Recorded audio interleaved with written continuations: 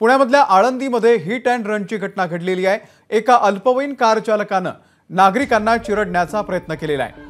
पूर्व वैमनस्यामधून अंगावरती गाडी घालण्याचा प्रयत्न झाल्याचा देखील या प्रकरणामध्ये आरोप करण्यात येतोय। अत्यंत भयानक अशी ही दृश्य आहेत।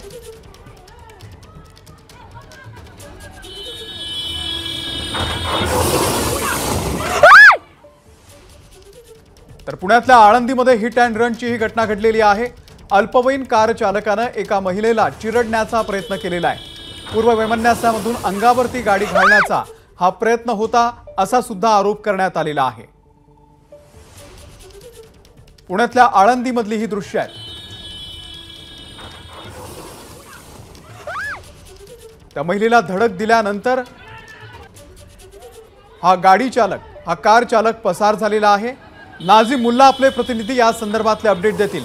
नाझिम, अमोल, ही घटना शनिवारची आहे आणि हा जो मुलगा आहे तो एका महिलेला चिरडण्याचा प्रयत्न करत होता आणि दृश्य आपण बघू शकतो। अतिशय विचलित करणारी दृश्य आहेत। रिव्हर्स गिअर मध्ये हा मुलगा जो आहे तो या ठिकाणी गाडी चालवत होता। अतिशय बेदरकारपणे हा गाडी चालवत आहे। पूर्व वैमनस्यातून त्याने हा प्रकार केल्याची प्राथमिक माहिती पोलिसांकडून देण्यात आलेली आहे।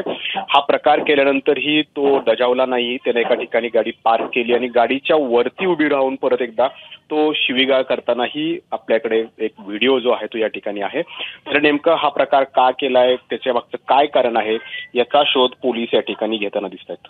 नाझिम, पूर्व वैमनस्यामधून चिरडण्याचा प्रकार झाला, प्रयत्न होता असं सुद्धा बोललं जातंय। त्या संदर्भात काय माहिती आहे?